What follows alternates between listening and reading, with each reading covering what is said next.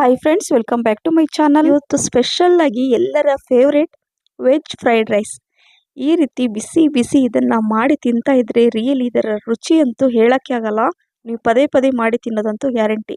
ಇದು ಮಕ್ಕಳ breakfast lunch ಬಾಕ್ಸಿಗೆ ಕೂಡ ಆಗುತ್ತೆ. ಮತ್ತೆ ಏನಾದರೂ ಡಿಫ್ರೆಂಟಾಗಿ ಮನೆಯಲ್ಲಿ ಈ ಪಲ್ಯ ಸಾರು ತಿನ್ನಕ್ಕೆ ಬೇಜಾರಾಗ್ತಾ ಇದ್ರೆ ಈ ರೀತಿಯಾಗಿ ನೀವು ವೆಜ್ ಫ್ರೈಡ್ ರೈಸನ್ನು ಮಾಡಿ ತಿನ್ನಿ.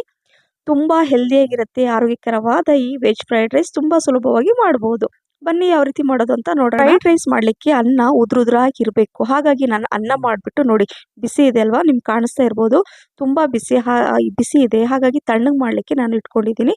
ಇಲ್ಲಿ ಒಂದು ಕಡಾಯಿಯಲ್ಲಿ ನಾನು 5 ರಿಂದ 6 ಟೀ ಸ್ಪೂನಷ್ಟು ಎಣ್ಣೆ ಹಾಕ್ಕೊಂಡಿದ್ದೀನಿ. ಎಣ್ಣೆ ಬಿಸಿ ಆದಮೇಲೆ ಸಣ್ಣಕ್ಕೆ ಹೆಚ್ಚಿರುವಂತಹ ಬೆಳ್ಳುಳ್ಳಿ ಹಾಗೆ ಶುಂಠಿ ಸ್ವಲ್ಪ ಜಾಸ್ತಿ ಪ್ರಮಾಣದಲ್ಲಿ ಹಾಕೋಬೇಕು.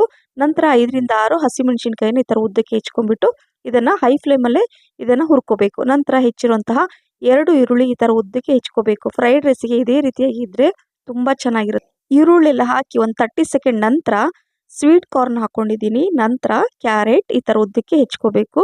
ನಂತರ ಇಲ್ಲಿ ಪನ್ನೀರನ್ನು ಹಾಕ್ತಾ ಇದ್ದೀನಿ. ಸೊ ಇದು ಪನ್ನೀರ್ ಹಾಕ್ಕೊಂಡು ಈ ಥರ ಎಲ್ಲ ಇದ್ರೆ ಏನಾಗುತ್ತೆ, ಎಲ್ರಿಗೂ ಇಷ್ಟ ಆಗುತ್ತೆ. ಇಲ್ಲಿ ನೋಡಿ 3 ರೀತಿಯ ನಾನು ಕ್ಯಾಪ್ಸಿಕಮ್ ತೊಗೊಂಡಿದ್ದೀನಿ, ಗ್ರೀನು, ಯೆಲ್ಲೋ ಮತ್ತು ರೆಡ್. ಸೊ ಈ 3 ಕ್ಯಾಪ್ಸಿಕಮ್ ಹಾಕ್ಕೊಂಡು ಈ ಥರ ಫ್ರೈಡ್ ರೈಸ್ ಮಾಡಿದರೆ ಕಲರ್ಫುಲ್ಲಾಗಿ ತುಂಬ ಚೆನ್ನಾಗಿ ಕಾಣಿಸುತ್ತೆ. ಅಥವಾ ಯಾವುದು ಇರುತ್ತೋ ಮನೆಯಲ್ಲಿ ಅದನ್ನು ನೀವು ಯೂಸ್ ಮಾಡಿ, ಯಾವುದು ಇಲ್ಲ ಅಂದರೆ ಸ್ಕಿಪ್ ಕೂಡ ಮಾಡಬಹುದು. ಇದನ್ನು ಹಾಕ್ಕೊಂಡು ಹೇಳಿದೆ ಹೈ ಫ್ಲೇಮಲ್ಲಿ ಇದನ್ನು ಫ್ರೈ ಮಾಡ್ಕೋಬೇಕು. ನಂತರ ಇಲ್ಲಿ ಕ್ಯಾಬೇಜನ್ನು ನಾನು ಈ ಥರ ಸಣ್ಣಕ್ಕೆ ಈ ಥರ ಹೆಚ್ಚಿಬಿಟ್ಟು ಇಟ್ಕೊಂಡಿದ್ದೆ. ಸೊ ಈ ಕ್ಯಾಬೇಜನ್ನು ಕೂಡ ಹಾಕ್ಕೊಳ್ತಾ ಇದ್ದೀನಿ. ಈ ಫ್ರೈಡ್ ರೈಸ್ಗೆ ಈ ಕ್ಯಾಬೇಜ್ ತುಂಬಾ ಚೆನ್ನಾಗಿರುತ್ತೆ. ಸೊ ಇದನ್ನು ಹಾಕ್ಕೊಂಡು ಎಲ್ಲ ತರಕಾರಿ ಹೈ ಫ್ಲೇಮಲ್ಲೇ ಇದನ್ನು ಫ್ರೈ ಮಾಡ್ಕೊಳ್ತಾ ಇರಬೇಕು. ನಂತರ ರುಚಿಗೆ ತಕ್ಕಷ್ಟು ಉಪ್ಪು, ಅರ್ಧ ಟೀ ಸ್ಪೂನಷ್ಟು ಪೆಪ್ಪರ್ ಪೌಡರ್, ಕಾಳು ಮೆಣಸಿನ ಪುಡಿನ ಹಾಕೋಬೇಕಾಗತ್ತೆ. ಹಾಕ್ಕೊಂಡು ಕಂಟಿನ್ಯೂ ಮಿಕ್ಸ್ ಮಾಡ್ತಾನೆ ಇರಬೇಕು. ಈ ತರಕಾರಿ ಎಲ್ಲ ತುಂಬ ಸಾಫ್ಟಾಗಿ ಆಗಬಾರ್ದು. ಇದನ್ನು ತಿನ್ನುವಾಗ ಕ್ರಂಚಿಯಾಗಿ ಇರಬೇಕು.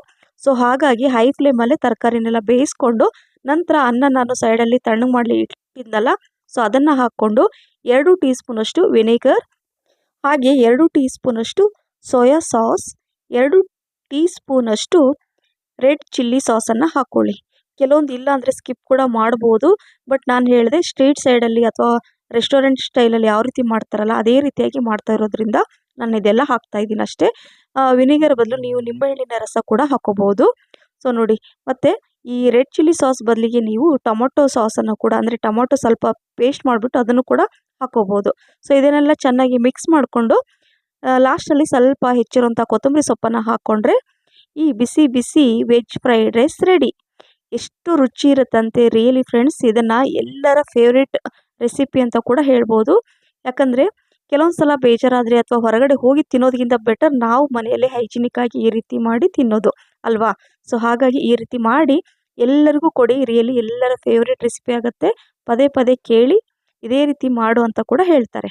ಸೊ ಬ್ರೇಕ್ಫಾಸ್ಟ್ ಲಂಚ್ ಬಾಕ್ಸಿಗೆ ಕೂಡ ಇದನ್ನು ಮಾಡ್ಬೋದು.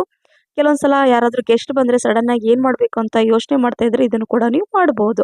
ಸೊ ನೋಡ್ತಾ ಇದ್ದೀರಲ್ಲ ಎಷ್ಟು ಚೆನ್ನಾಗಿ ಕಲರ್ಫುಲ್ಲಾಗಿ ಕಾಣಿಸ್ತಾ ಇದೆ.